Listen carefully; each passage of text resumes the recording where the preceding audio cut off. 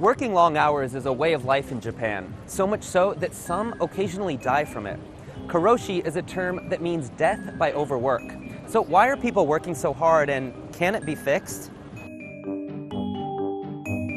Japan has some of the longest working hours in the world. Nearly a quarter of Japanese companies have their employees work more than 80 hours of overtime per month. Those extra hours are often unpaid. Today, Japan's corporate culture is driven by the so-called salaryman. The salaryman is defined by his loyalty to his company And expected to spend his entire career working for the same firm. Not only does he work long hours in the office, but it's also assumed he'll participate in after-work activities too, like drinking with colleagues.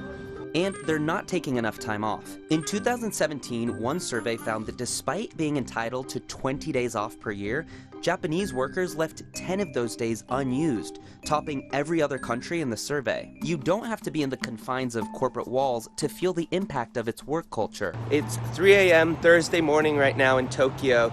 I'm in the area of Ginza. Every few minutes I see a man wearing a suit, holding a briefcase. The nation's work ethic dates back to what's referred to as Japan's economic miracle, which was its dramatic economic growth beginning in the 1950s, which propelled it to become the world's second largest economy. Inside Japan's corporations, the culture emphasizes the success of a company as a whole to be more important than any single individual, which might explain why one study found that 63% of Japanese felt guilty for taking paid leave. But perhaps more concerning is this: long work hours don't necessarily mean high productivity. In fact, Japan has the lowest productivity amongst the G7 nations. Earlier I mentioned the term karoshi. It means death by overwork. It's legally recognized by the government and usually is marked by a heart attack, stroke, or suicide due to stress. There's hundreds of cases of karoshi reported annually, although some argue these cases are underreported and that the real number could exceed that by up to 10 times. An employee of the advertising firm Dentsu jumped to her death in 2015. The cause was said to have been depression caused by overwork. The case generated widespread attention and renewed calls to change the long working hours and illegal unpaid overtime, highly common in Japan. The firm was fined for violating labor standards because she was reportedly forced to work more than 100 hours of overtime per month. The company's CEO even resigned over the controversy. After the death, Dentsu made some changes within the company. One of them, the lights in the office now turn off at 10 p.m. every night in an effort to force employees to leave.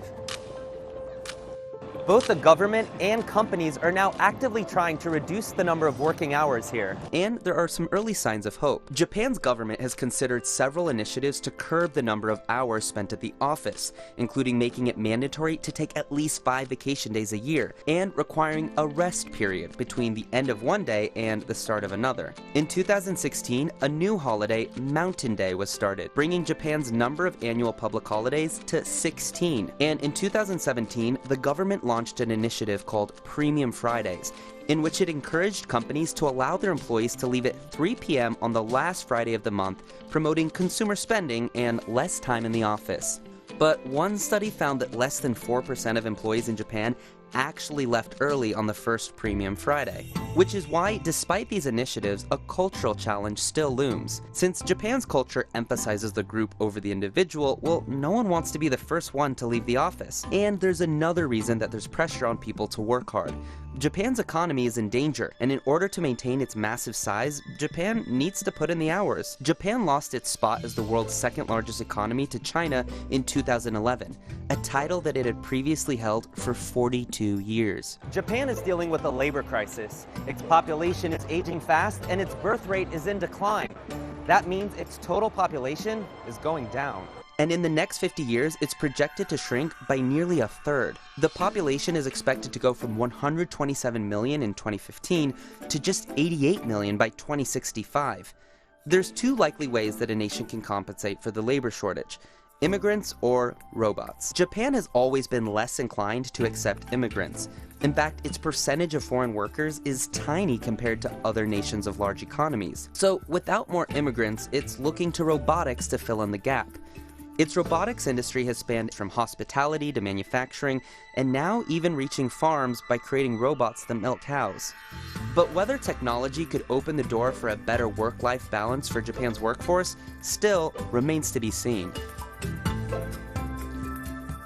Hey guys, it's